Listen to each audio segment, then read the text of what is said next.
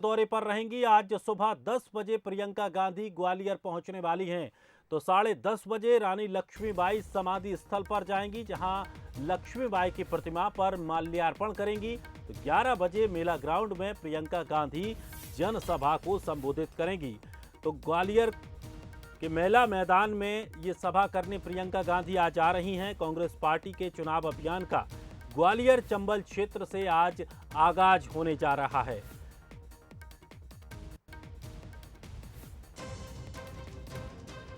तो लक्ष्मीबाई बहाना है और महाराज निशाना है। सिंधिया के गढ़ में प्रियंका गांधी आज हुंकार भरने जा रही हैं। मध्य प्रदेश की सियासत का केंद्र ग्वालियर बन गया है और प्रियंका गांधी के जरिए कांग्रेस अपनी ताकत दिखाएगी। रानी लक्ष्मीबाई की समाधि पर प्रियंका गांधी पहुंचेंगी और झांसी की रानी के जरिए सिंधिया पर निशाना साधा जाएगा।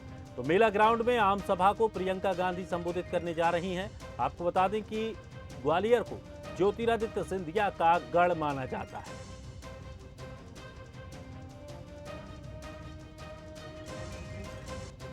तो आपको यह भी बता दें कि ग्वालियर चंबल खास क्यों है। दरअसल ग्वालियर चंबल संभाग में 8 जिले हैं और इन 8 जिलों के अंतर्गत विधानसभा की 34 सीटें आती हैं। सीटों पर बीजेपी कांग्रेस का पूरी तरह से फोकस है और अगर 2018 की बात करें तो कांग्रेस ने 26 सीटें अपने नाम की थी। बीजेपी को सिर्फ 7 सीट पर जीत मिली थी और उसके बाद फिर सियासी सरगर्मियां बढ़ी और बदलाव हुआ। ज्योतिरादित्य सिंधिया कांग्रेस से बीजेपी में आए और उसके बाद परिस्थितियां बदली हैं, लेकिन अब लगातार कांग्रेस इस जुगत में है कि जिस तरह से पिछली बार प्रदर्शन कांग्रेस ने किया था वो प्रदर्शन बरकरार रहे या उस प्रदर्शन को और बेहतर किया जा सके। और चलिए अधिक जानकारी के लिए हमारे सहयोगी उमेश पारासर हमारे साथ जुड़ गए हैं। उमेश, प्रियंका गांधी ग्वालियर पहुंचने वाली हैं, क्या कुछ तैयारियां हैं और क्या माहौल अभी वहां पर है? देखिए दिनेश, बिल्कुल प्रियंका गांधी कुछ ही देर में ग्वालियर एयरपोर्ट पर पहुंचेंगी और वहां से सीधे रानी लक्ष्मीबाई समाधि स्थल पहुंचेंगी और वहां पर माल्यार्पण कर वहां आशीर्वाद लेंगी और उसके बाद नमन करेंगी और नमन के बाद सीधे सभा स्थल पर पहुंचेंगी। इस समय मैं सभा स्थल पर खड़ा हुआ। पहले मैं आपको तैयारियों के बारे में पूरी जानकारी दे देता हूँ। आप देखिए, ये मंच है, पूरी तरह से सजा हुआ है। एसपीजी की सुरक्षा में पूरा मंच है।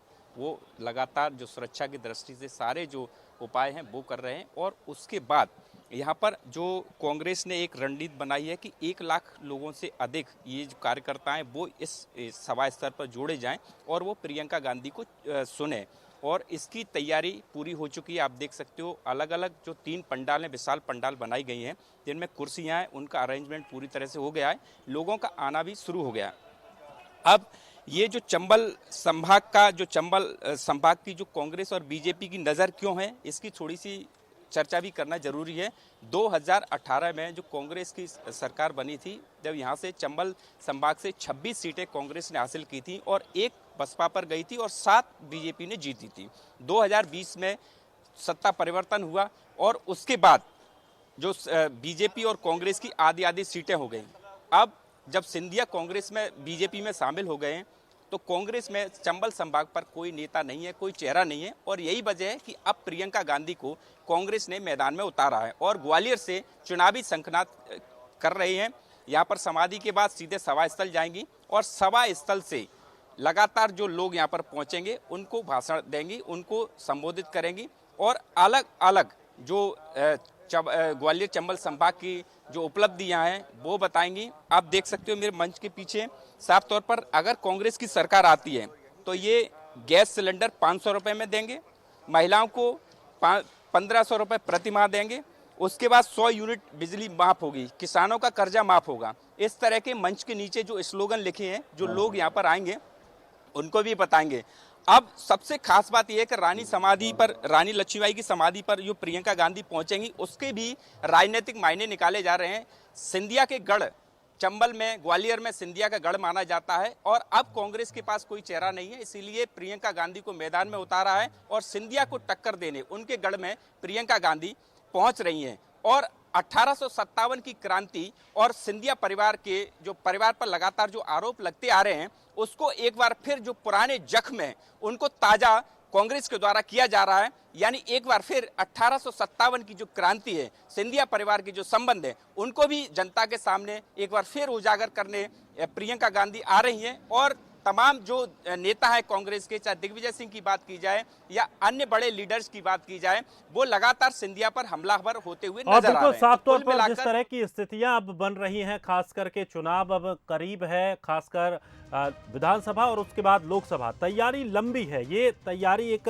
हालिया तैयारी के तौर पर इसे नहीं देख सकते कि लंबी पारी यहाँ से खेलना चाहेगी कांग्रेस, और यही वजह है कि इतनी भव्य तैयारियां इस कार्यक्रम को लेकर इसकी रूपरेखा तैयार की गई है। शुक्रिया उमेश जानकारी के लिए।